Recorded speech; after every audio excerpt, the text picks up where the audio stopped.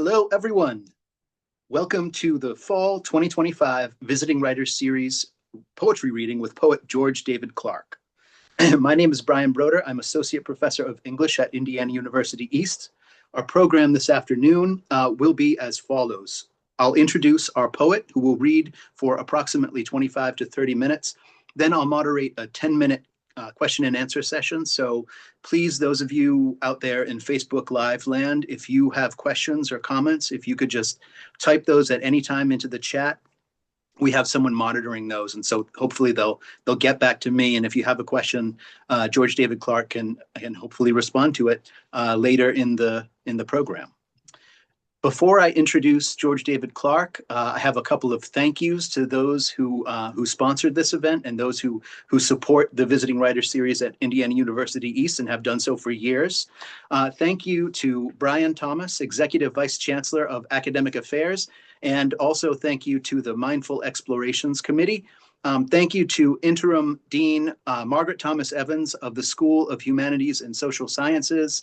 Thank you also to my colleagues in the English department and across HSS. And finally, thank you, students of mine and students of English and students across HSS for being here, for taking the time out of your busy afternoon, especially right very close to fall break. Hopefully you'll enjoy yourselves. I'm sure you will.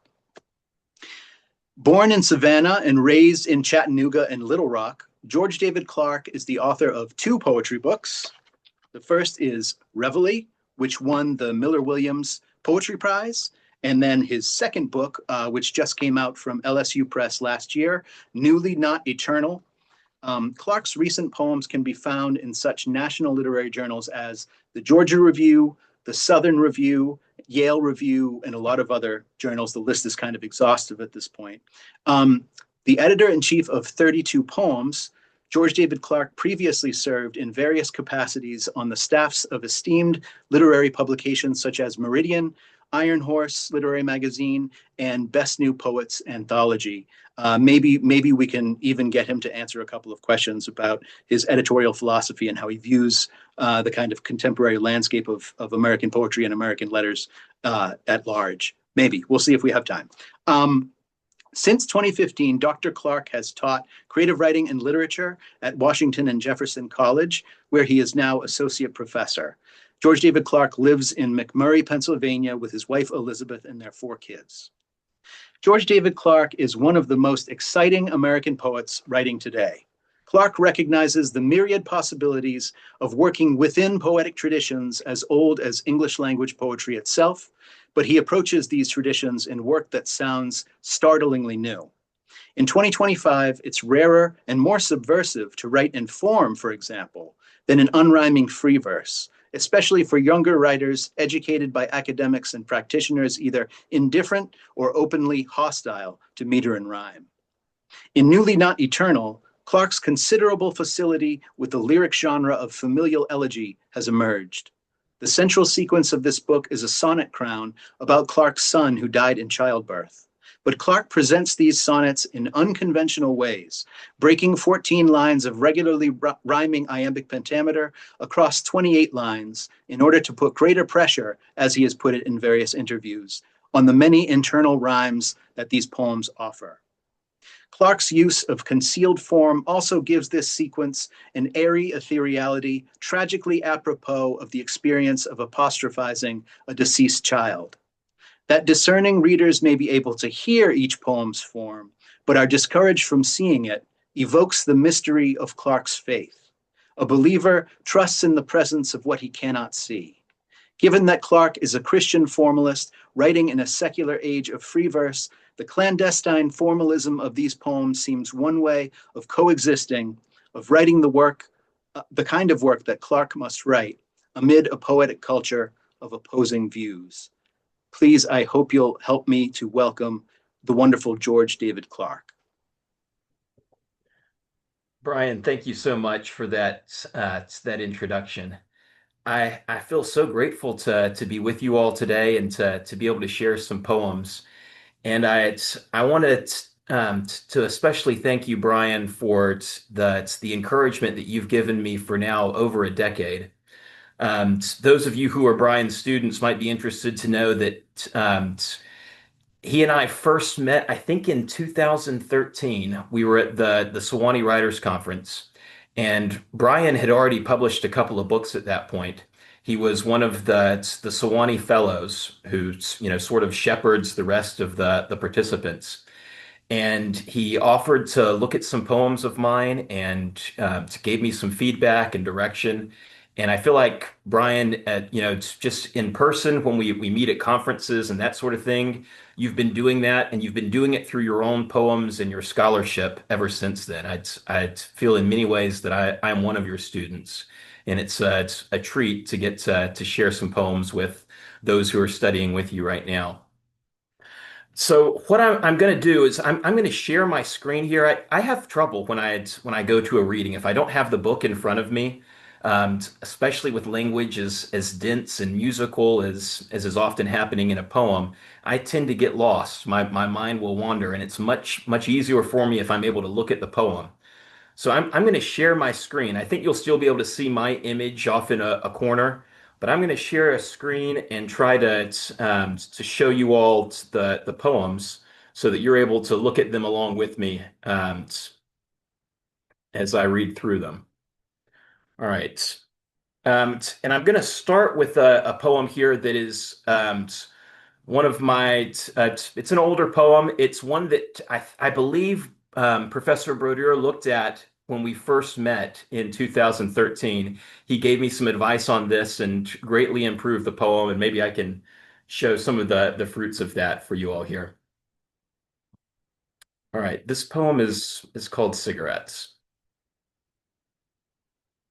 It's August, hot, and a newly married couple in Mobile have left the window partly open to the night and road noise while they make love on a futon in the dark. After, as he breathes heavy on the pillow beside her, and a thin, clear line of perspiration seems to quiver on the white guitar that is her belly, she sighs and says, "Oh, now I wish I had a cigarette." He's been thinking he should pull the sheet from where it's bunched along the floor, and it takes him a moment to understand that cigarettes, which both of them detest and she has never tried, are not her point. She phrases it that way because pleasure is complicated, more so perhaps than suffering. It will augment and diminish both. Not unlike the ancient priests who'd purge the humid entrails of the pharaohs and then bathe the body's cavities with myrrh and frankincense and palm wine, freights of fragrance in the hollows after. She means that monuments to rapture should be light to carry and combustible, toxic in small quantities, even second-hand, and with an odor that darkens one's clothes. Somehow he comprehends this vaguely. It reminds him of a concert he attended in high school, the massive outdoor stage where the band played one encore, a second, then mangled their guitars across the amps and footlights. Sparks, debris, electric howling. Stoned and riding home with his ears fuzzing in the back of a friend's Topaz, he felt invincible and fantasized a car crash. He'd passed out then, and later, coming to sore-throated and coughing on his parents' porch where the guys had left him, it was as though some breakneck song, all glass and metal in his mind, had wrecked around him. He rose there slowly and limped out of it the way a man emerges from a shattered windshield, the live adrenaline already funneling off, but with a few stray echoes still looping through his chest like feedback. Tonight, on the far side of the room, the infinite lungs of the wall clock exhale long gray minutes. Eyes shut, motionless, his wife leans towards sleep. Her teeth are tingling faintly, white but crooked on the bottom row. She's clenched and ground them during sex again, and now she guesses at the likelihood of braces in her future when there's money. It's her habit to sweep the tender downside of her tongue across the misalignments where the frets of wire might someday run, and for a moment her mouth becomes the smoky back room in a downtown bar where a struggling band from out of state is just about to plug in their Les Pauls. Nascent music crackles in the outlets, jittering almost perceptibly the ashtrays. A breeze sleepwalks the curtains back into the room and out again, back and out. Her husband slides his heel along her calf and starts to tell her they should set his legs on fire. She could inhale while they kiss, but no, she's gone unconscious. Instead, he pulls the sheet to their shoulders and thinks as he dissolves beside her how from a distance they would look like two thin cylinders wrapped in white, their minds these grainy filters in their heads. Asleep before he gets to who might smoke them and why, his breathing slows and deepens. The room cools slightly. The traffic lulls outside and the sex aroma dissipates till only the air that cycles through their chests is warmed and sonorous and redolent. So I think that's the longest poem that I'll read. I thought I'd get that out of the way first while we were still at like maximum attention span or something like that. And then now I'll transition to some shorter things and work from this newer book that Brian described earlier. I wanted to show you the image of the cover because I'll talk a little bit about the three ladies you see there. Those are the Greek fates, right? They're beautiful, but they're more than a little dangerous. So Clotho is the one who spins the thread, and then Lachesis measures it. She fixes the length, and then Atropos finally comes in and she snips each life at the appointed time of death. The fates don't show up by name in this book, but I've got at least three fate kind of characters who speak for themselves in a series of songs, and I thought maybe I'd start by introducing you to those. The first one you'll see here is Song for the Imaginary Friend, and maybe I'll give a little bit of background on this. When she was maybe 4, maybe 5 years old, my daughter had this imaginary friend. It was a doll, but she also like imagined the doll was alive, and she called her Becky, and she would use Becky to voice things that she knew that she shouldn't say. So at dinner, if we were having like a meal she didn't like, she would say something like, "Mom, I love everything that you cook, but Becky says this is disgusting," right? Something like that. And I got to thinking how Becky would feel about this. So I wrote this poem, Song of the Imaginary Friend. Give me your gall. Give me an ugly name. The fabric body of a tragic doll, yarn-haired, bug-eyed, plain. I'll take the blame. I'll think the thoughts you shouldn't claim, the bald abuse and aimless libel. I'm the cloth and Lysol used to disinfect a brain. Give me your stains and sweat, your small wet cough against my neck, your spit, your kisses mange. I'll nip back soft, my lips a waft of light against your jaw while you're asleep. I'll bare my teeth, but barely. Where a parasite might gnaw, might thieve, I only want my share of why you're lonely, mother.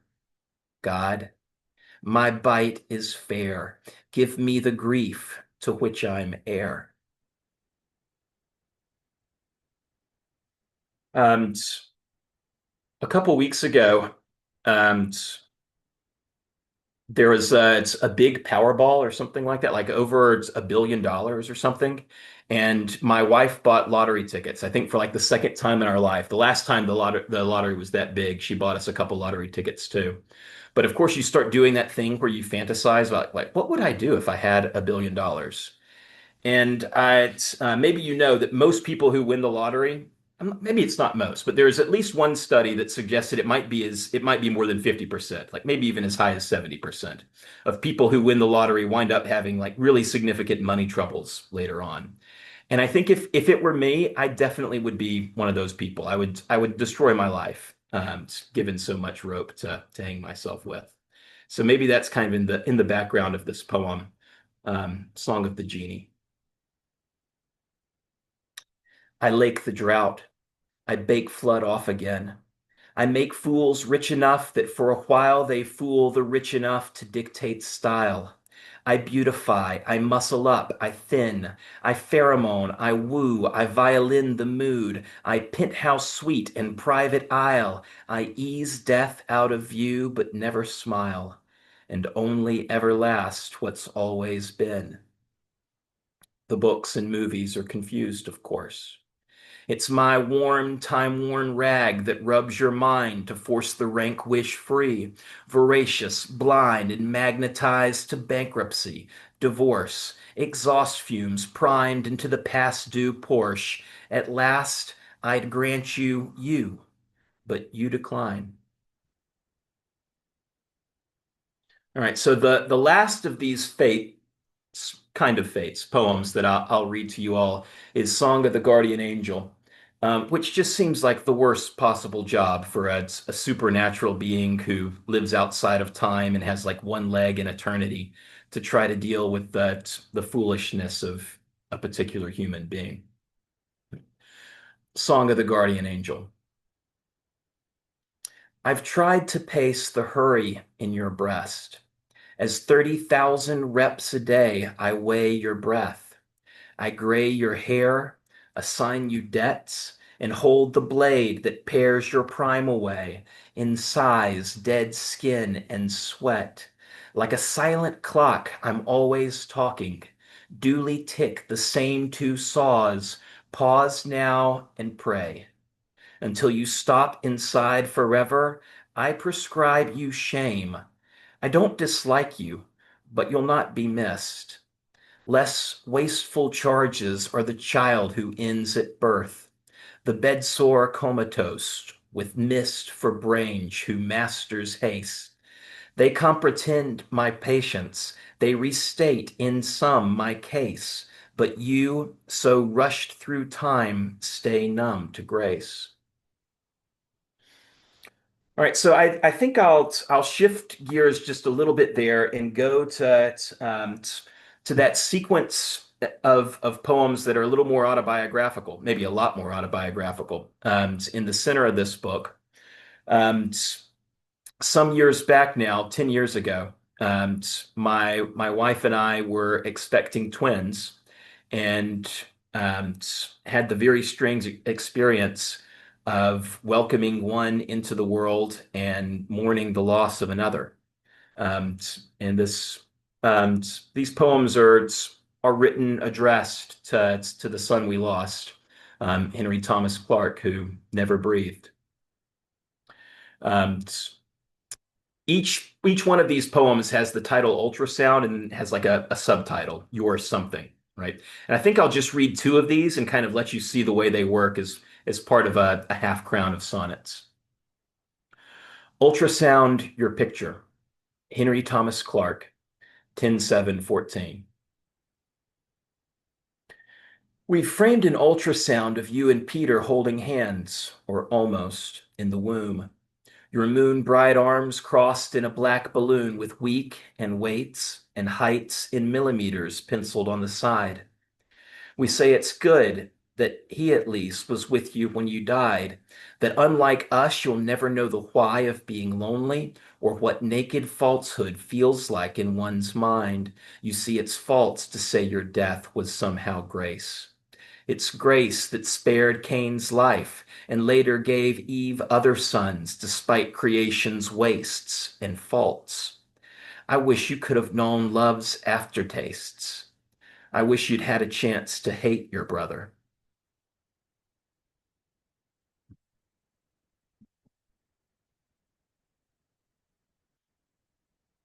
I wish you'd had a chance to hate your brother's charming smile. Sometimes his laugh would chafe against your own. His tears would misbehave across your cheeks. His lisp might cue your stutter. Nights in the mirror, you'd have seen your lovers kiss his lips, and mornings, as you'd shave, you'd nick yourself and wonder who forgave you when the face you shared caused him to suffer. No. No childhood scars will make it clearer which you are. We have the future tense for Peter, while you're left at one night less than one night old, my son without a likeness, who I can't hold or half behold, condensed to shadows in the nursery's lightless mirror. So it sort of goes on like that. There's another five poems that are a part of this sequence, but maybe that's just a taste of what I'm trying to do in that little cycle. I thought maybe those are some poems that are looking back and it's grieving a loss in the past. I thought maybe I'd share a poem that looks forward and tries to grieve a loss in the future. This is called Elsewhen. Their roads will waste to grass because no cars.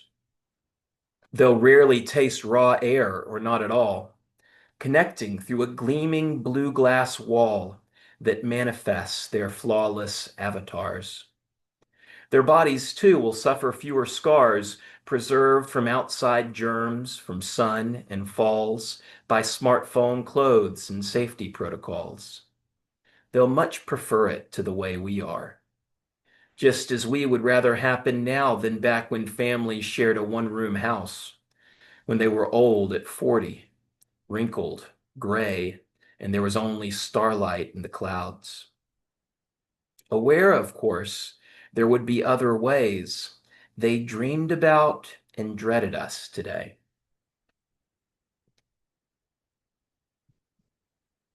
All right, how about a couple really short poems? I won't say much about these. I'll just hope that they speak for themselves. Professor Brodeur has been doing some scholarly work on short poems that in recent months, and it's got me interested in them again. I wish I could write more of them, but I've got at least a couple that I think work in a shorter space. This is Mosquito. God was only acting godly when he strapped a dirty needle to the fly and taught it how to curtsy on our knees and elbows, on our necks and earlobes so politely that it hardly stirs an eye.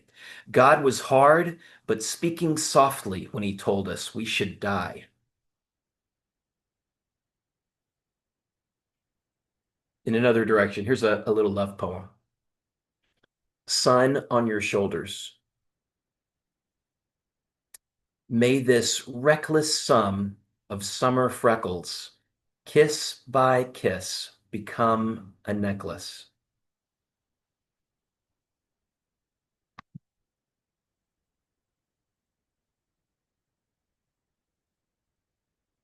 Earful. I'd like to pick this little beige flower of cartilage, one of the two I've grown, and place its long red stem inside a crystal vase to decorate the haunt your voice recovers in on nights like this when quiet has its say, but neither of us wants to be alone.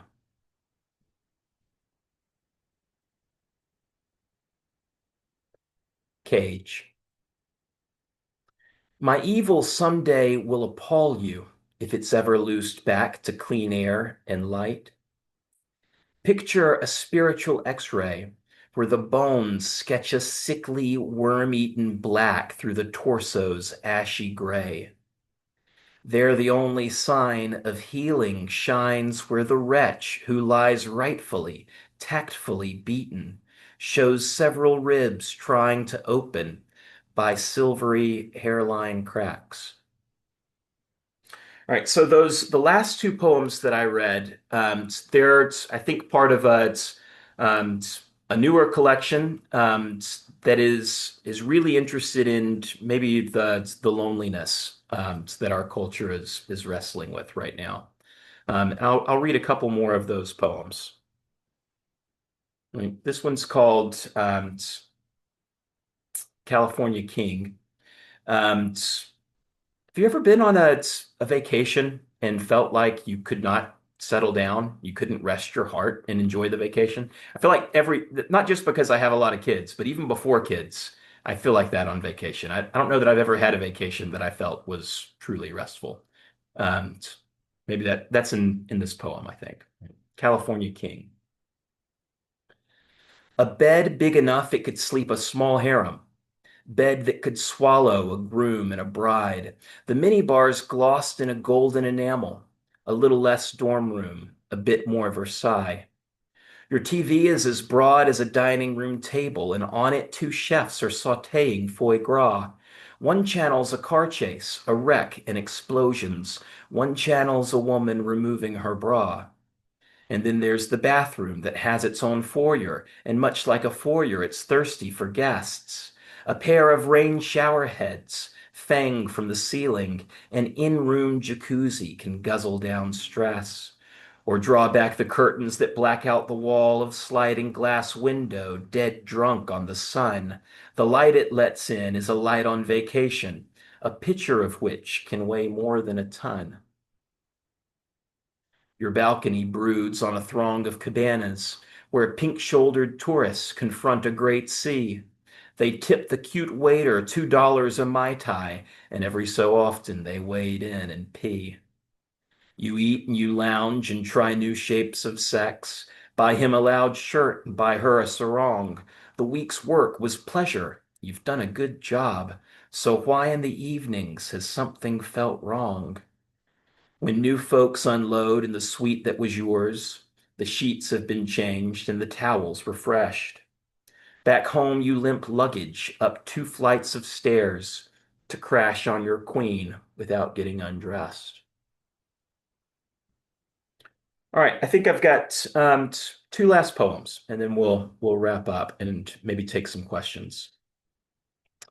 This one is called Dark Noise, and well, I'll just read it. It's about a strange radio station. Dark Noise. Tired of silence, tired of rock, tired of orchestration. Let me tune us in this evening to FM 91.1, The Point. All y'all's favorite home for the candid sounds of people sleeping. This week's countdown of the new top 40 is sure to boast a couple tracks of bass arrhythmic snoring with those little flourishes of wheeze that are dreams jazz. You've never heard this stuff?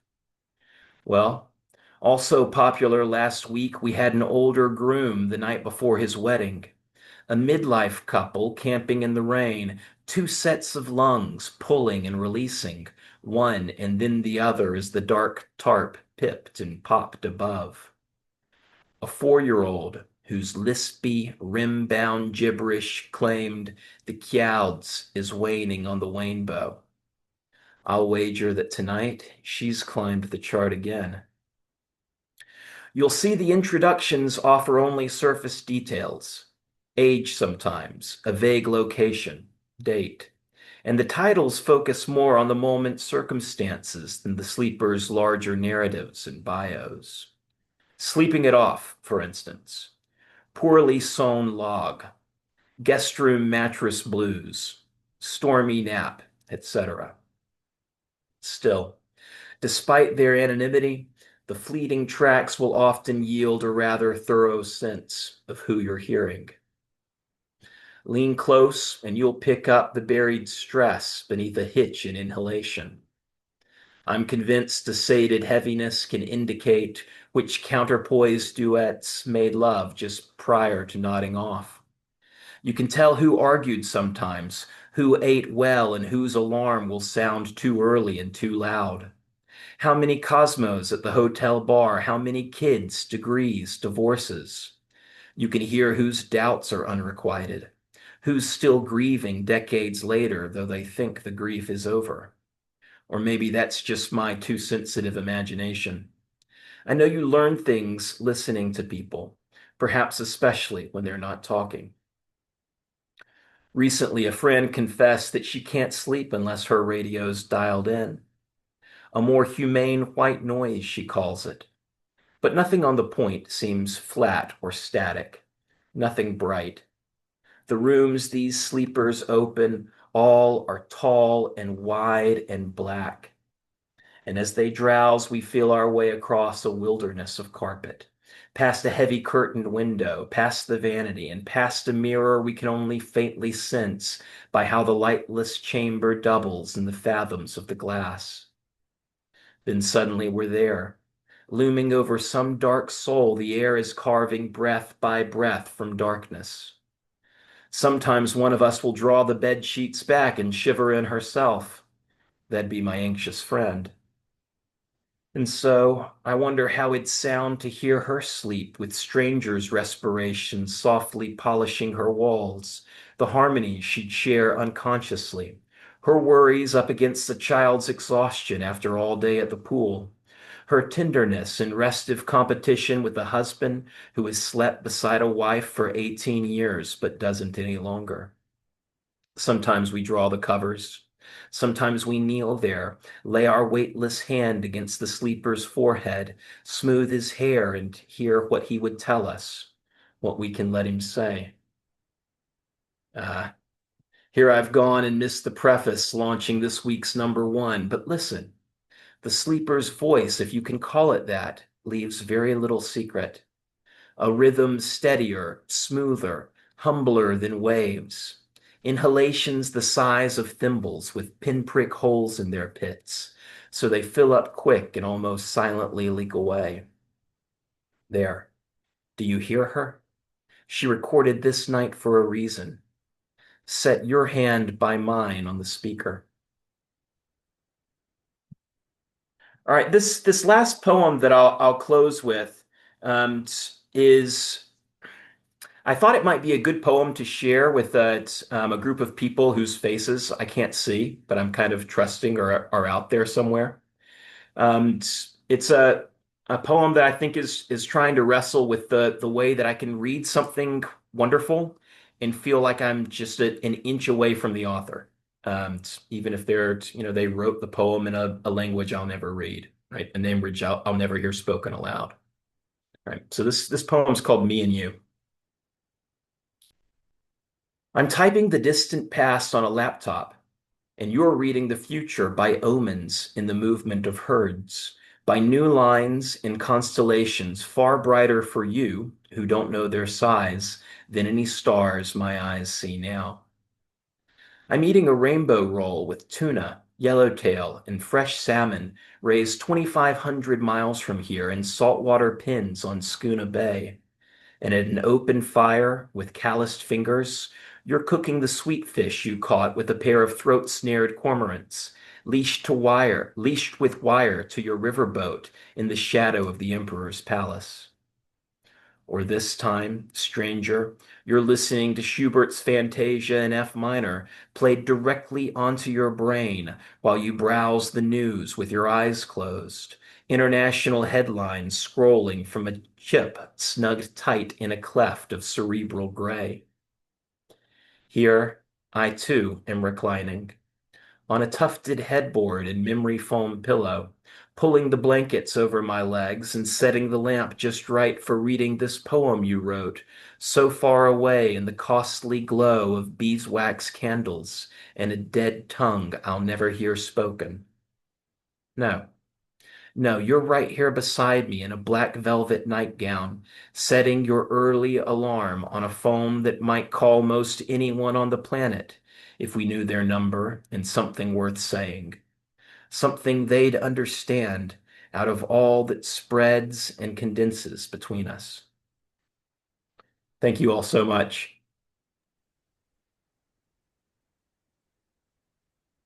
Thank you, David. That was wonderful. We have some great notes from our audience, and so if you have time, hopefully we can transition into a brief Q&A. Does that sound okay? That's great. Um, let's see. I have some. Let me see if I can make sense of my notes here. So you're a writer and an editor. As a writer and as an editor, what do you see happening in contemporary American literature that excites you, and what do you see happening that kind of annoys you and you wish you would see less of? Yeah, I see a lot of things that I'm excited about, but mostly they excite me because they're unlike everything else. So I think that's a harder question to answer. I almost have to answer it, poem by poem, the ones that I'm excited about. But I maybe one thing that I appreciate is that I feel like there are. I mean, you sort of made some comments about younger poets who are writing in form, right, or at least experimenting in form, and I think there's more of that going on. I think we've had a pretty long period where I got lots of free verse poems that seemed completely unaware and disinterested in the rhythms they were making. In I like a lot of free verse. I mean, I read some free verse just now, but I like my free verse to also be aware of its own rhythms, whether they're, I like my metrical verse to be doing more than just making patterns of sound. But in my free verse poems, I want some tautness to the line. And I feel like maybe definitely more than in the past. I find more regularly I'm meeting poems that are written by young people who are interested in the tradition, and they're working in lines and playing with rhythmic effects, whether they're writing in meter or writing in free verse. So that's something that I find pretty exciting, and that there's a number of poets, younger poets who I really admire, who are writing more strictly in form as well. But even there is a lot of free verse poets who are doing interesting things rhythmically also. Nice. And then maybe on the other side of that, the poems um, that I'm least excited by. This is the fun part of the question. Like, okay, yeah. Um, well, it's an answer that it can only get me in trouble though if I say too much. Um, I guess I'm there are there are political poems that have like broken my heart and like really challenged where I stand relative to my culture and time and society. But I read so few of those, and the overwhelming. It seems like there's a great number of political poems that are being submitted to magazines, and they're poems that you know how they end, two lines into the poem, and they seem to be exercises in validating the excellence of the person who believes these things, rather than projects of self discovery in one way or another. And so those are pretty frustrating.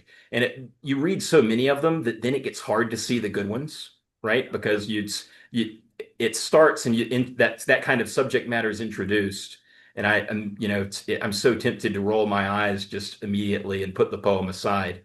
But there are good ones that you have to dig for, and you've kind of got to, yeah. Well, those are the ones that drive me nuts. Yeah. Hmm. What is it that Yeats said? Out of the argument with others, we make rhetoric, and out of the argument with ourselves, we make poetry. Right? Would you agree with that, or qualify it in some way, or what do you think about Yeats's? I'm probably butchering the quote, but No, I think you've got it pretty close there. I think for the most part that's true. I think that there are some poets who are so gifted that they can make rhetoric and poetry, overlap pretty seamlessly. Thinking of like W.H. Auden or somebody like, or Yeats himself, right? That there's rhetoric that totally persuades my heart in those poems. Um, but yeah, I'm looking for the poem that conducts an argument with the self, right? Or it can at least surprise itself. Yeah. or somehow implicates the self. I mean, there's nothing worse than a kind of a soapbox poem. Anyway, all right. Well, Agreed. let's move on. We've got a bunch of interesting questions from students. One of our um, bright and shining graduate students, Dina, asks, "How does your work as an editor affect your poems?" Big question. Yeah, well, I mean, the terrible answer is that most of the time it just gets in the way of writing poems. That we're open during August and September this fall, and like the last 3 days of September, we got like 1,500 submissions, and it's gonna take me, just thinking about that quantity, kills poems or so, kills my poems anyways. So that's the bad side of that answer. But I feel like as long as I've been editing, the really good thing that comes from it, and why I would really encourage your students to be involved in editing any way they can, just reading anyone's slush pile or something like that, is you just see the things that everybody else is doing, right? And even like the words that everybody else is using, right? Um, Mm-hmm. one of those that comes to mind is like the phrase "the body" as a concept, like not body. I'm interested in like actual bodies, but the body as a concept, I mean, I that it's just all over every poem, it seems. And you kind of see some things that you might do yourself. I definitely see things that I might slip into myself, and I'm warned off of them after seeing them in other people's poems. Um, what is I'm going to butcher the term, but the Japanese art where like a broken vase is repaired with gold. Is it like kintsugi? Is Oh, that the right, is that the right. name of it? That sounds right. Yeah. I feel like every 10th submission, there is a poem titled Kintsugi, right? Like that is the guiding metaphor. And it's just like there's an awful lot of people who see an interesting metaphor in that, and it's the same metaphor every time. And yeah, it'd be great if someone was able to take on that this idea and do it in a new way. But most people kind of say the same thing about that. And maybe editing warns you off of some subjects that are a little too well trodden right now. Yeah. Like cicadas, for example. And there are some great cicada poems. There are. Yeah. Um, yeah, but there's also too many cicada poems. Yeah. I'm sure I'm guilty myself for having tried one, and it didn't come out so well. All right, so let's see. Let's see. We have a note from Stacy that says, "I appreciate how you included many different types of poems today in your presentation, whether that be the form or the mental stance that you were writing from. As a reader and poet, this inspires me to write more out of my comfort zone or my standard choice of poetry." Maybe we can work this up into a question, which is that there are a lot of different kinds of poems in both of your books. In Newly Not Eternal, you have the central elegiac sequence, which is a half crown of sonnets. So that's doing a bunch of things. Apostrophizing a deceased loved one, talking about family matters in a kind of intimate way, and then also making sonnets and adhering to the rigors of that form. But then you also have kind of extraordinarily playful, fable-ish, poems happening. A lot of those types of poems. You read a couple of those today. I think of those fate poems that you started off with as being sort of having that sort of fabulous element to them. So yeah, could you talk about I don't know, is that a goal of yours, like a conscious goal of yours when you're putting together a collection? Or like how do you think about that, the different genres, putting different genres together and seeing how they interact? Yeah, well, I really appreciate that you think that about those books, Brian. I actually got a note from the peer reviewer for Newly Not Eternal that there were just too many sonnets in that thing. And that seems like a fair critique to me. I really love sonnets, and there's a part of me that like if I don't check myself, I do that. I would do it over and over again. I really love the way that those things work, and it maybe because I feel like I know that form really well. I need a form that pushes back against me maybe a little bit more than the sonnet does sometimes. So I do, especially the last couple of years, I've been trying to go out of my way and not write sonnets. Things that start to look like a sonnet. I want to try to push them in some other direction and make it's one of the great things about form is that it forces you not to accept your first thought, right? So the first thought doesn't fit the form, so you have to go to like the second and third and fourth. You've just got something that's forcing your mind to think in different ways. So if you write the same form too often, maybe you lose that gift that the form's giving you by resisting your initial impulses. Yeah. Yep. Um, So I think that's a real benefit from trying different forms.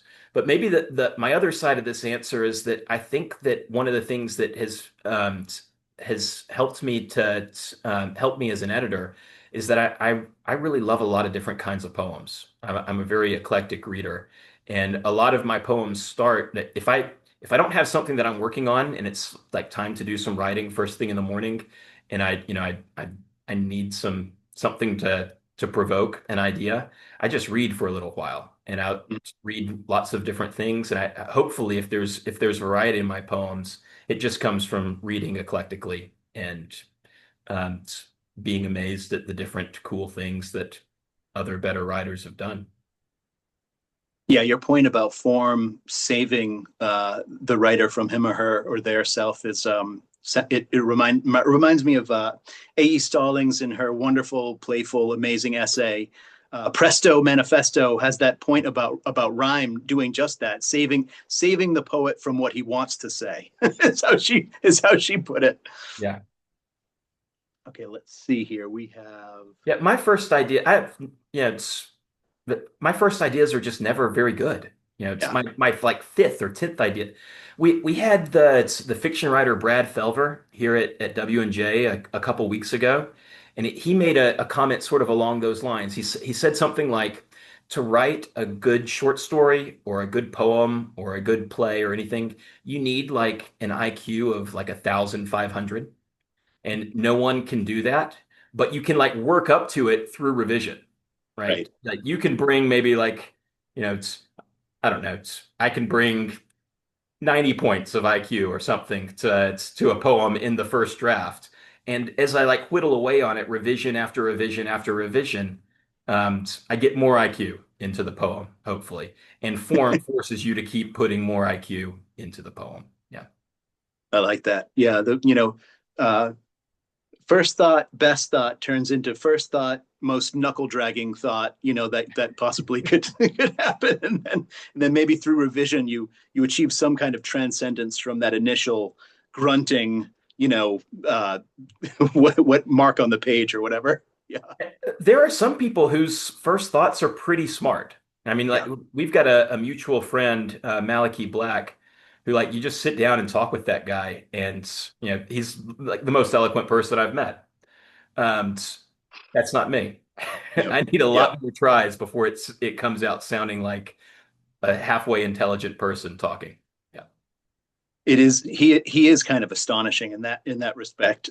You keep thinking like you couldn't have rehearsed these comments. Like you couldn't possibly have rehearsed this. So like you must be just so much smarter than me. Yeah. Some people That's are working with more horsepower to begin with. Yeah. that's The right. rest of us need to revise and revise and revise. Yeah. Right. All right, let's see. We have a couple of other questions here. Ariel, one of our staff members on Tributaries, asks, what does your writing process look like? Do you write every day when you feel inspired or a different type of schedule? Um, not always every day. The times where I'm most productive and when the writing is best, I'm doing it every day. And um my goal is to write every morning. But I'm in a period right now for this semester where I've got some extra constraints on my time and I'm not able to do it right now. So I should acknowledge that I failed that goal, but the goal has been in the past to write every day. That I wake up early and can usually have like a couple of hours before my kids wake up. Yeah, yeah. What another editor of ours, who's the editor in chief now of Tributaries, Liz Hanna asks a concise but really good question, which is, what's the hardest part of writing poetry for you?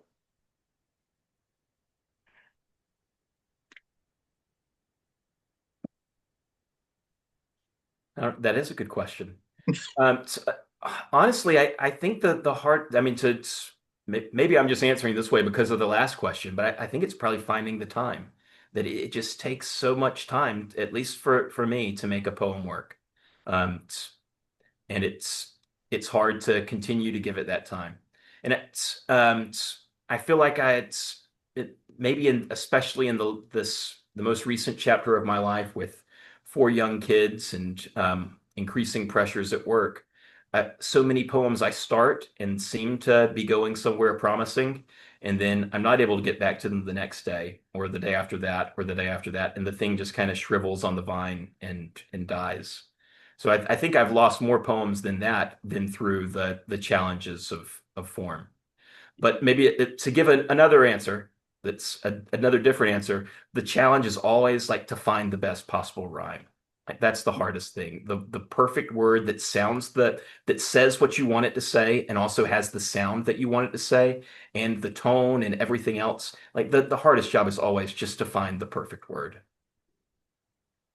How much time do you spend using uh, rhyme dictionaries and thesauruses and the kind of those sort of tools?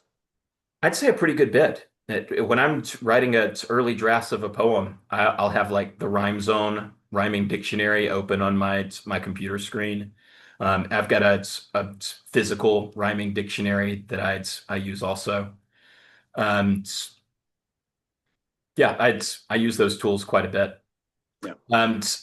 I'll even use like the dictionary, like just to read words around the word that I thought that I was looking for, or something that I sometimes read whole pages or several pages of a dictionary in the middle of writing a poem.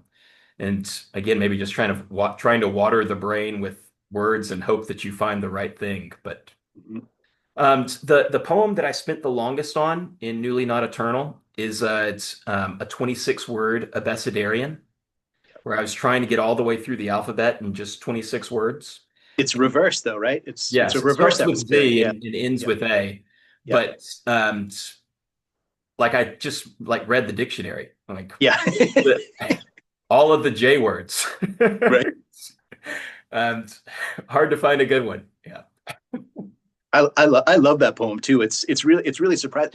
The thing I would imagine for you that you're thinking of as well and haven't quite mentioned explicitly is, let me let me not put words in your mouth.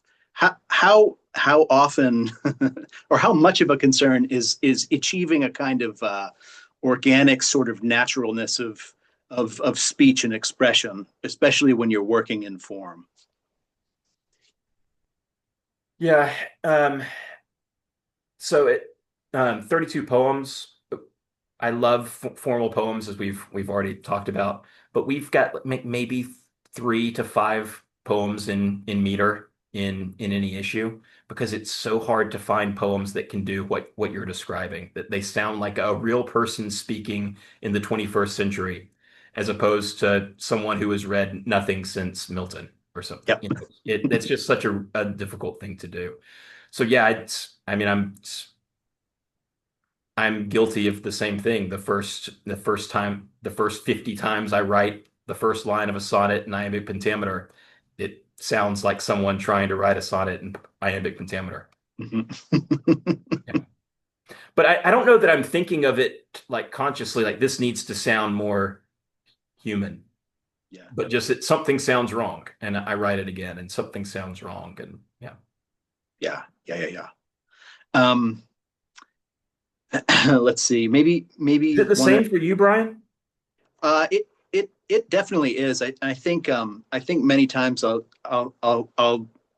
be like, something sounds wrong, and or it doesn't sound natural in terms of speech or idiom, um, or it doesn't sound like I would say it or the narrator would say it. Yeah. So yeah, I think that is true. The kind of um, 21st century and also kind of like non-robotic sound that you're looking for. It's like, and also varying in a pleasing way, the way that you're trying to work, hold in tension, the rhythms of speech and the metrical requirements that you're working in. What is it that Frost said? Frost says something like, "I'm never so pleased as when I can hold in tension the speech, whatever this natural natural speech It rhythms." sounds And or something, yeah, right? yeah, Yeah. yeah, yeah, yeah, Yeah. yeah. And so I think that's true. And Frost is really just exceptionally good at doing that. Yeah. Um, Part of plus, it's like balancing the meter with the pace of the lines. yeah, Like yeah. you're going through the same beats in the same place, but you don't go through them at the same speed, right? Hmm. Breaking Hmm. that across the, say, working with your caesuras, working with your Yep, line breaks, multisyllabic words in tension with single syllables, and yeah. that's right. That's right. Especially varying caesura. You're like, oh, I've got, a caesura in the third position, like two lines in a row. You know, Milton would not approve, like it's et cetera. That sort of thing. Like Milton would approve anything. But yeah, yeah. All right, let's do maybe one more question if you don't mind. Okay, let's see. This is maybe a broader question that hopefully might our students might be interested in. Let's see. Many of our advanced students are in the process of sending out their work to journals and just sort of beginning to think about assembling a collection, whether that's a chapbook or a full-length collection. Um, what sort of advice would you have to kind of both students, the student just starting to send out their poems to journals, and also those students who are a little bit further along, and who are thinking about putting together a collection? Yeah. For the students who are just starting to send things out, I mean, it's if they're able to work for Tributaries or it's another magazine or something like that and get to see the other side of the slush pile, I think incredibly helpful in helping you think about how you're structuring your own manuscripts for your submissions. Um, I mean, read a variety of literary magazines. Hopefully the ones that you're trying to publish in. And I also um, well, when I was just starting, I would, find my favorite poets and then look for like the first places that they published, where the poems in their first book landed or something like that. And that was one way that I kind of, just tried to figure out what journals were out there.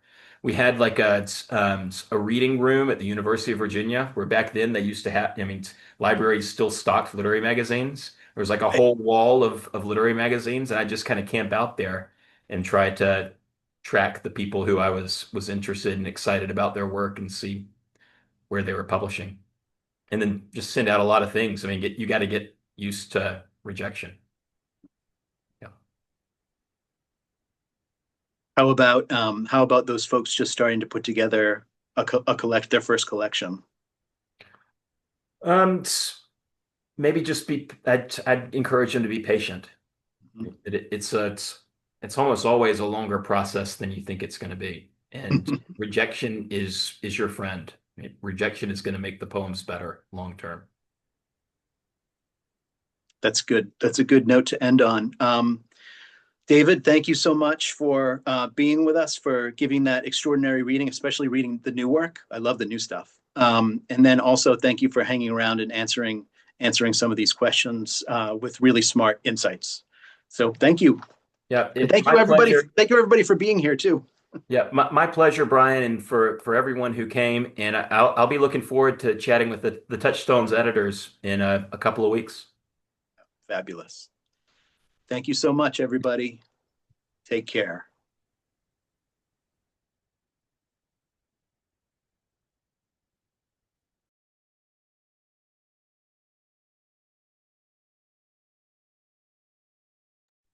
Okay, we're clear. Great, John. Thank you. Thank you Good for reading. helping us. Yeah, Yep. good reading, David. That was nice. Yeah, thank you. I'm only I'm only tertiarily aware of that it was good because my wife's an English professor, but I've been to enough readings. I know it was good. I'm not speaking from firsthand experience.